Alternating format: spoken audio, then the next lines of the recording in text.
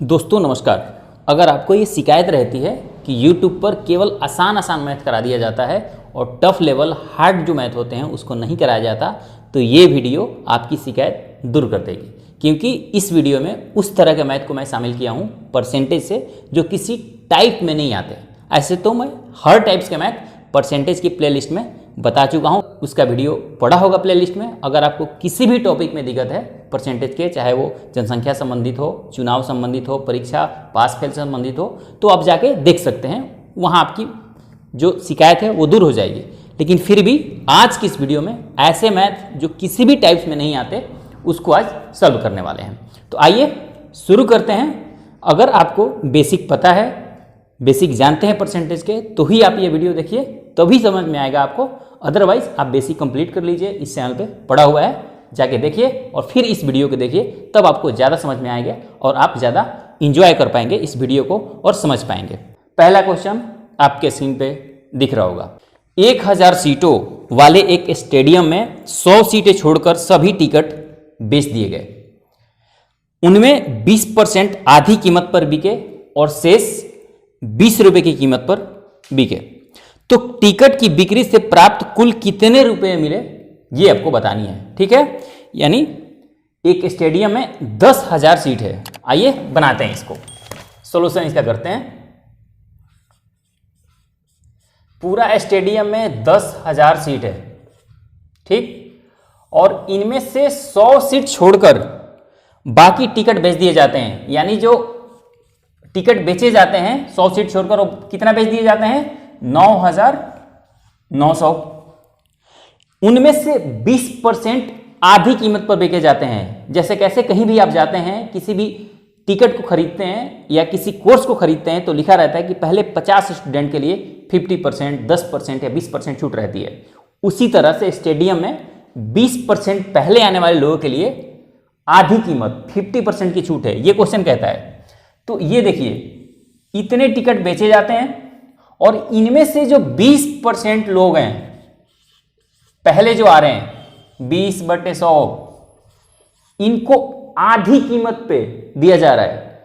अब यहां ध्यान देने वाली बात है कि क्वेश्चन में आधी कीमत कहीं दिया नहीं है, लिखा हुआ है कि 20% पे को आधी कीमत पर और शेष को 20 रुपए पे दी जाती है। तो यहां ध्यान दीजिए कि जो शेष को 20 रुपए पे दी जाती है ना, तो वही एक्चुअल कीमत है। यानी सीट की कीमत 20 रुपये है, लेकिन 20% लोगों को 10 रुपये में सीट बेच दी जाती है। यानी 9,900 का 20% जो लोग हुए हैं, उनको 10 रुपये में टिकट बेच दी जाती है। तो 20% लोगों के लिए कितने पैसे आएंगे? 2 जीरो से 2 जीरो खत्म, और ये हो गया 9 दूनी 18 और 9 दूनी 18 एक 19, यानी और एक ये जीरो और एक ये जीरो। क्लियर है? यानी ये आ गया 20% लोगों से। अब जो 80% लोग बचे, क्योंकि 20% लोग ही आधे टिकट पे गए हैं, आधी कीमत की टिकट पर गए, और इनमें से जो 80% लोग बचे, यानी 9,900 का जो 80% लोग हैं, उनको फुल कीमत लग रही है। और फुल कीमत कितनी है? क्वेश्चन कहता है कि शेष लोग को 20 रुपए की कीमत पे बेच दी जाती है। यानी ये जो 80% लोग हो, इनको 20 रुपए की कीमत पे सीट दी जाती है। यहां से ये कट गया। अब इसको जब आप मल्टीप्लाई करेंगे तो ये आ जाएगा 1,5,8,4,0,0। अब ये कहता है क्वेश्चन कि टोटल कितने रुपए की कमाई हुई। तो 20% 10 रुपए के हिसाब से लोगों ने खरीदा था, तो ये कमाई हो गई। और जो 80% लोग थे, उनको 20 रुपए की कीमत लगी, तो इन दोनों को जोड़ दो, टोटल पता चल जाएगा। तो इन दोनों को 0 0 8 4 12 की 2, 9 8 17, 1 18 की 8, और 5 और 1 6 और 1 7, और ये हो गया 1। यानी ये आ गया 17,82,000 जो है वो कमाई होगी स्टेडियम में लोगों की एंट्री से। क्लियर है? तो ये आ गया आंसर। तो मुझे उम्मीद है कि ये आप समझ गए होंगे। इस तरह के मैथ भी पूछे जाते हैं एग्जाम में। अगर आपको ये वीडियो पसंद आ रहा हो तो इस वीडियो को लाइक करते रहिए और कमेंट्स में करके बताते रहिए कि इस तरह के सीरीज क्या चलाने की जरूरत है क्या। सभी लोग यूट्यूब पे लगभग आसान मैथ टच करते हैं, ट्रिक बता देते हैं, और टफ मैथ से बचते हैं लोग। लेकिन मेरा मानना है कि जो भी टॉपिक पढ़ाओ उसमें जिस तरह के भी मैथ हैं उन सभी को सॉल्व करते हुए, चाहे वो टफ हो, ट्रिक से बनते हो, कॉन्सेप्ट से बनते हो, चाहे जिस तरह के भी हो, उन सभी मैथों को डील करो और बच्चों को, मेरे यारों को, दोस्तों को बताया जाए। अगला क्वेश्चन, एक फैक्ट्री में 60% कर्मचारी की उम्र 30 वर्ष से अधिक है और इनमें से 75% पुरुष और शेष महिलाएं हैं। यदि 1350 पुरुष कर्मचारी की उम्र 30 वर्ष से ऊपर है तो फैक्ट्री में कितने कर्मचारी हैं? ये मैथ है दोस्तों, देखते रहिए, मैथ का लेवल एक से बढ़कर एक मैथ होगा। आइए इसको सॉल्व करते हैं। मैं कहा कि अगर वीडियो अच्छा लगे तो लाइक करते रहिए, कमेंट्स में लिख के जरूर बताइएगा देखने के बाद कि आपको ये वीडियो कैसा लगा। क्वेश्चन कहता है कि एक फैक्ट्री है, उसमें 60% कर्मचारी की उम्र 30 वर्ष से अधिक का है। ठीक है, तो ध्यान रखिए, इसमें एक फिगर दिया हुआ है कि 1350 कर्मचारी पुरुष कर्मचारी हैं जो 30 वर्ष से अधिक उम्र के हैं। तो जब कभी 1350 है तो माने क्या, एक्स पे बनाना नहीं है क्योंकि एक्स पे लेंदी हो जाता है मैथ। तो जब कभी भी आपको मानना हो 100 आप मान नहीं सकते क्योंकि एक फिगर 1350 दिया हुआ है, तो टोटल कर्मचारी आपको निकालनी है। तो इस तरह का मैथ में आपको क्या मानना है कि मान लिया कि 100 यू यानी 100 यूनिट टोटल कर्मचारी हैं। अब देखिए कितना आसान हो जाएगा मैथ। इनमें से ये कहता है 60% कर्मचारी की उम्र 30 वर्ष से अधिक उम्र की है, तो इसका 60% क्या होगा, 60 यू। ये वो लोग हैं जो 30 से ऊपर के हैं, और ये जो बचे 40 यू 40 यूनिट ये 30 से कम उम्र के हैं। लेकिन इनके बारे में मैथ कुछ भी नहीं कहता, आपके मतलब केवल इनसे है। आगे मैथ ये कहता है कि इनमें से जो 30 वर्ष से अधिक उम्र के हैं, इनमें से 75% पुरुष और शेष महिलाएं हैं। अब ये जो 30 वर्ष से अधिक उम्र के हैं, इनमें क्वेश्चन कहता है कि 75% पुरुष हैं, तो इसका 75% जब निकालेंगे, 60 का 75% का मतलब होता है 3/4, तो 4 से करेंगे तो 15 यानी 45, यानी 45 यूनिट कौन है, केवल पुरुष कर्मचारी हैं, मेल कर्मचारी हैं। तो शेष जो बचे वो फीमेल होंगे, तो फीमेल कितने हो बची, 15 यूनिट। अब क्वेश्चन कहता है कि जो 1350 हैं वो पुरुष कर्मचारी की उम्र 30 वर्ष से ऊपर के हैं। तो 30 वर्ष से अधिक उम्र के पुरुष कर्मचारी कितने हैं, 45 यूनिट। यानी ये जो 45 यूनिट है वो कितने के बराबर होगा, ये जो 45 यूनिट है ये बराबर होगा 1350 के। तो एक यूनिट कितने के बराबर होंगे, 50 के। तो बता रहा है कि टोटल कर्मचारी कितने हैं। ठीक है, तो आपको क्या करना है, टोटल आपने माना है 100 यूनिट और एक यूनिट की वैल्यू आ गई 50, तो आपको 50 से मल्टीप्लाई कर देना है, यू की वैल्यू यहाँ रख के। तो 100 में 50 से करेंगे तो आ जाएगा 5000, यानी टोटल 5000 कर्मचारी हैं पूरे फैक्ट्री में। तो आइए अगले क्वेश्चन पे चलते हैं। दोस्तों वीडियो अच्छा लग रहा हो तो लाइक करते रहिए, चैनल को सब्सक्राइब कर लीजिए क्योंकि इस तरह के वीडियो आपको इस चैनल पे मिलते रहेंगे। अगला क्वेश्चन, व्यंजक एक्स वाई स्क्वायर में दोनों चरों x तथा y का मान 20% कम हो जाता है, तो इसके कारण व्यंजन का मान कितने प्रतिशत कम हो जाएगा, ये आपको बतानी है। यानी एक व्यंजक दिया हुआ है, सॉल्यूशन इसका करते हैं, एक्स वाई स्क्वायर, और ये जो चर हैं दोनों x तथा y अलग अलग, क्वेश्चन कहता है कि दोनों में अगर 20% की कमी हो जाती है तो इसके कारण व्यंजक का मान में कितने प्रतिशत की कमी आ जाएगा। तो जब कभी भी इस तरह के क्वेश्चन आपको पूछा जाए ना, तो आप दोनों को कुछ भी आसान मान लीजिए, कोई अंक जिससे आपकी कैलकुलेशन आसान हो जाए। तो मैं ये मान लेता हूं कि x भी 10 है और y भी 10 है, तो इसका मान क्या हो जाएगा, x का मान 10 रखा और y का मान 10 के स्क्वायर, यानी ये आ जाएगा 1000। क्लियर है, यानी एक्चुअल में वैल्यू इसकी 1000 है। लेकिन क्वेश्चन कहता है कि 20% कम हो जाता है दोनों चरों का मान, ये जो x और y है 20% कम हो जाता है। तो अगर इसको 20% कम करेंगे 10 में से, तो ये बचेगा 8, क्योंकि 10 का 20% 2 होगा, वो 2 माइनस हो गया, 8 बचा। इसी तरह से y भी 8 बचा। तो अब इसकी वैल्यू कितना हो जाएगी, एक्स वाई स्क्वायर का, 8 और गुना 8 स्क्वायर इक्वल टू 8 गुना 64 इक्वल टू 8 चौका 32 के 2 8 छक 48 और 3 51 यानी 512 हो गए। अब कह रहा है कि कितने परसेंट कम हो गए? 20% कम होने की वजह से। ये क्या हो रहा है? 20% कम हो रहा है। तो 20% कम होने से देखे आपने कि 512 हो जाता है, जबकि पहले कितना था? 1000। तो बताना है कितना परसेंट कम हो गया। तो 1000 में कितना कम हो गया? ये 512 माइनस कर लीजिए, तो ये आ गया 488। तो 1000 में 488 कम हो गया। तो कैसे बनाएंगे? कितना परसेंट? 1000 में 488 कम हो गया। तो 100 में 2 जीरो से 2 जीरो और एक जीरो जाके यहाँ पॉइंट में आ गया, तो आ गया 48.8% की कमी आ जाएगी पूरी व्यंजक में, अगर 20% के इसके चर में x तथा y में कमी की जाती है। क्लियर है? ये आप समझ गए होंगे। इस तरह के मैथ दोस्तों पूछे जाते हैं। इसको आप अगर ध्यान रखें तो रख लें, नहीं तो नोट डाउन कर लें कॉपी में। आइए आगे क्वेश्चन पे चलते हैं। अगला क्वेश्चन है कि राकेश ने एक परीक्षा में 273 अंक प्राप्त किए जो पास अंक से 5% अधिक थे। यदि लोकेश को 312 अंक मिले तो उसने पास अंक से कितने परसेंट अधिक अंक प्राप्त किया? दो लोग हैं, आइए सॉल्यूशन इसका करते हैं। एक है राकेश, जिनको आर लिख दूं, और एक है लोकेश। राकेश को मिला है 273 अंक और इनको जो पास होने वाला अंक है उससे 5% ज्यादा मिला है। तो मैं क्या करता हूं, मान लेता हूं कि जो पास होने वाला अंक है वो x है। ठीक है, ये मैंने लेट कर लिया। ठीक है, कि पास होने वाला अंक है वो x है और जो लोकेश है उसको मिला है 312 अंक। तो आपको बताना है कि लोकेश को पास होने वाले अंक से कितने परसेंट ज्यादा अंक मिले। तो पहले राकेश से देख लेते हैं। x अंक है यानी, और इससे कितना परसेंट ज्यादा अंक मिले हैं? 5%।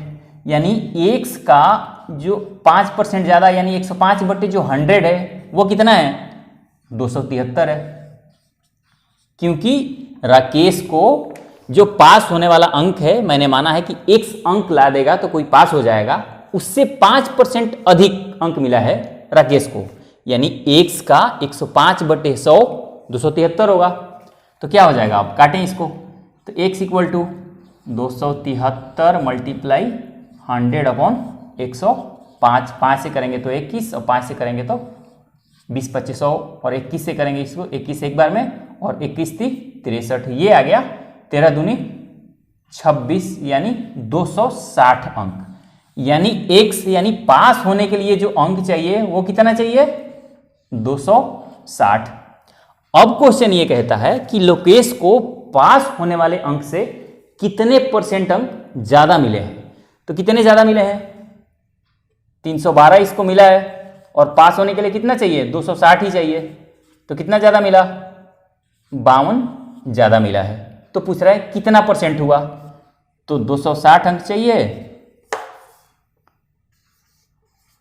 और वो 52 ज्यादा लाया है, तो मल्टीप्लाई 100 0 से 0 26 दूनी 52 यानी 20% अंक लोकेश ने ज़्यादा प्राप्त किया है। पास होने वाले जो न्यूनतम अंक है उससे 20% ज़्यादा अंक लिया है। और राकेश ने कितना लिया है? 5% अंक ज़्यादा। राकेश ने 5% ज़्यादा अंक प्राप्त किया है और लोकेश ने 20% अंक ज़्यादा प्राप्त किया है। इसका जो टर्निंग पॉइंट है, समझने वाली बात है इस मैथ में कि आपको जो न्यूनतम अंक है वो मान लेना है।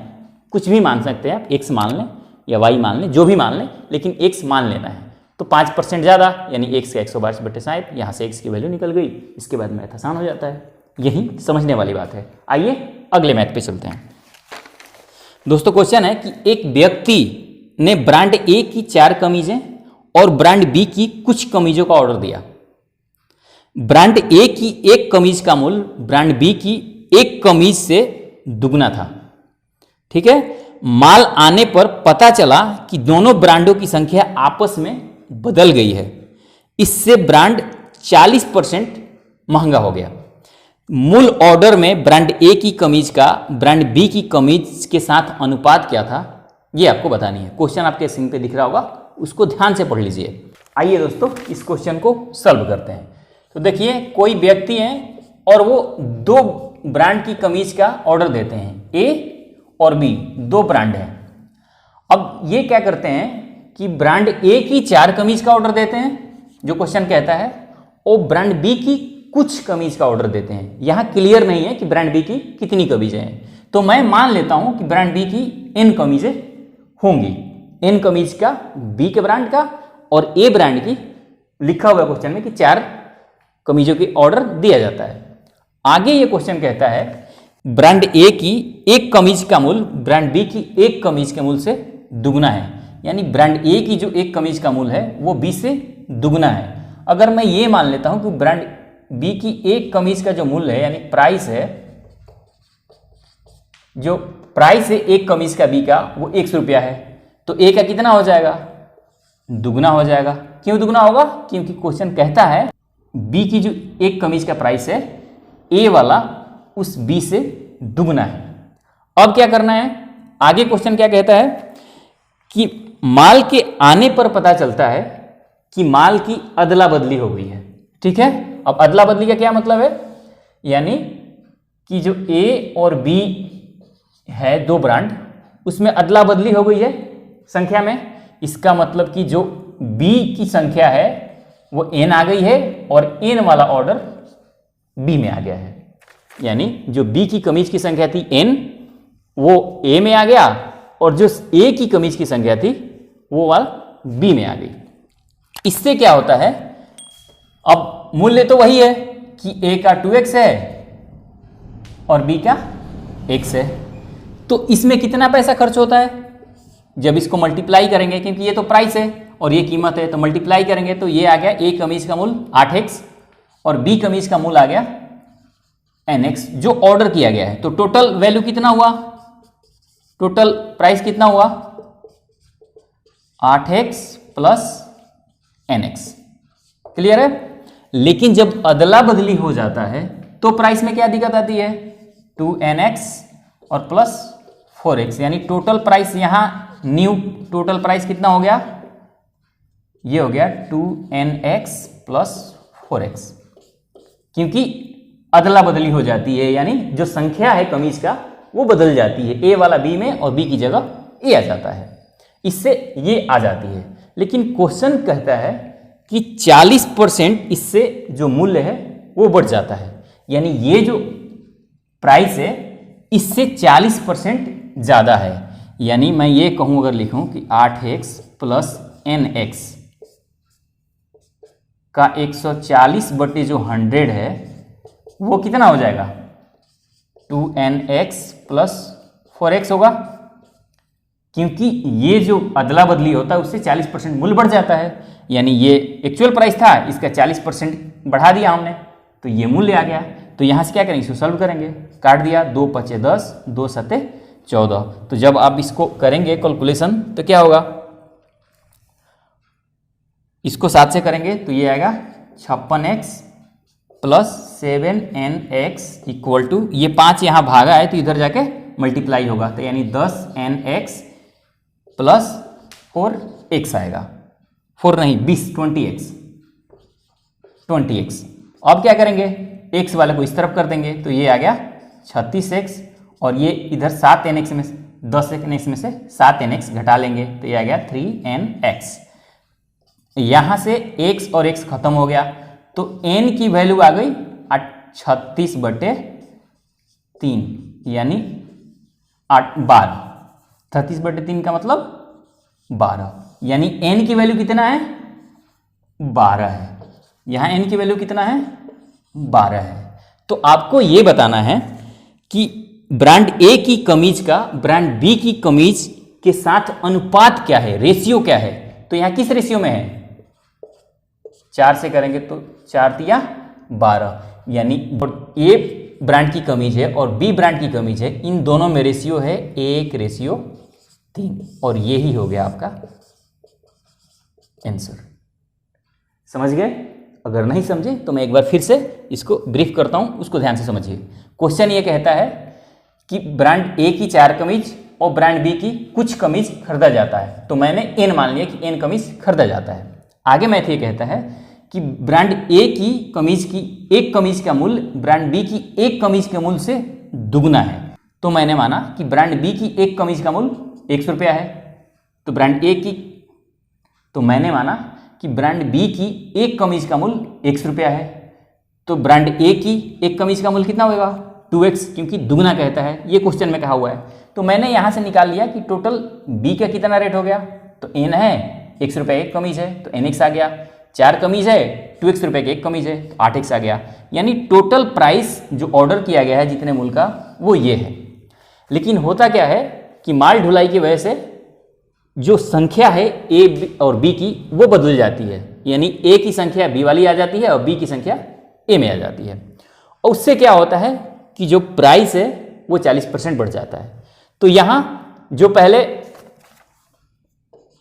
यहां 4 प्राइस आना चाहिए था, 4 कमीज, इसके जगह n आ जाता है, और जहां n प्राइस कमीज आना चाहिए था वहां 4 कमीज आ जाता है, और बाकी तो सेम यही है, कॉस्ट में तो कोई चेंजिंग है नहीं। तो यहां से मैंने निकाला तो न्यू प्राइस जो आई ये आ गई चेंज होने की वजह से, तो यही 40% अधिक है।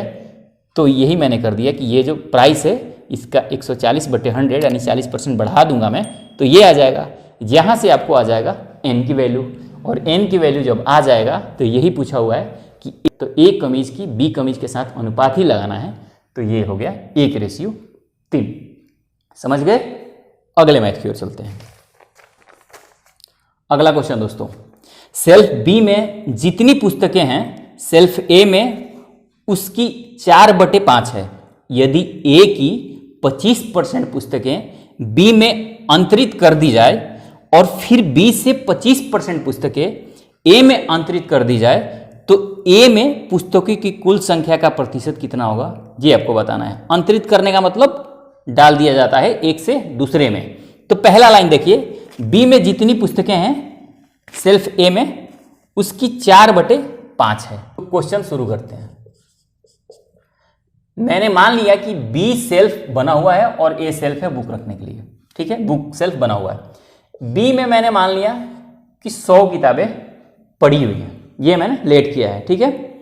अब आगे क्वेश्चन कहता है कि सेल्फ ए में उसके 4/5 यानी 100 का 4/5 कितना होगा 80, यानी 80 किताबें पड़ी हुई हैं सेल्फ ए में। क्वेश्चन कहता है आगे, ये क्वेश्चन कहता है कि यदि ए की 25% पुस्तकें बी में अंतरित कर दी जाए, यानी बी में डाल दी जाए, तो इसका 25%, 80 का 25% कितना होगा 1/4 करेंगे तो आ जाएगा 20, क्योंकि 25% का फ्रैक्शन 1/4 और इसका 1/ यानी 80 का 1/ अगर आप 4 करेंगे तो ये आ गया 20। यानी ये जो 20 पुस्तकें हैं वो यहां पे डाल दी जाती है।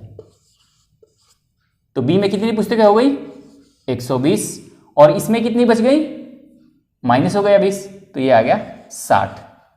लेकिन ठहरिए, अभी क्वेश्चन और बाकी है। क्वेश्चन आगे कहता है कि 20 से 25% पुस्तकें ए में अंतरित कर दी गई, यानी बी में डाल दी, ए में डाल दी गई, बी की 25% पुस्तकें, तो इसका 25% कितना होगा 120 का 25% का मतलब 1/4, और इससे करेंगे तो 30। यानी ये जो 30 पुस्तकें हैं इसको कहां डाल दिया गया फिर से ए में, तो ए में कितना हो गया 90, और बी में कितना बचा, बी में 30 कम करेंगे तो ये हो जाएगा आपका 90।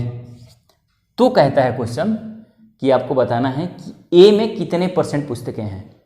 तो ए में कितने % हैं, बी में भी 90 और ए में भी 90।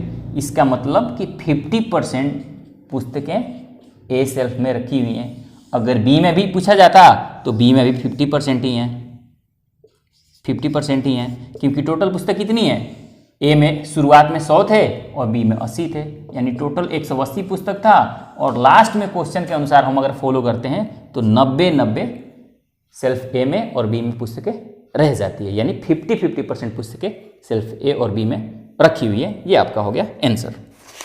तो दोस्तों आशा करता हूं कि ये क्लास आपको पसंद आया होगा, और इस तरह के मैथ अगर आपके क्वेश्चन में पूछे जाते हैं तो आप आसानी से बना देंगे। ये किसी टाइप्स में नहीं थे, लेकिन ये एग्जाम में पूछे जाते हैं, पूछे गए हैं एग्जाम में, इसलिए मैंने इस वीडियो में इस तरह के मैथ को संकलित किया है। अगर आपको वीडियो पसंद आया हो तो वीडियो को लाइक कर दीजिए, चैनल को सब्सक्राइब कर लीजिए, क्योंकि जो भी टॉपिक मैं पढ़ाऊंगा उसको बड़े ही डिटेल में पढ़ाऊंगा।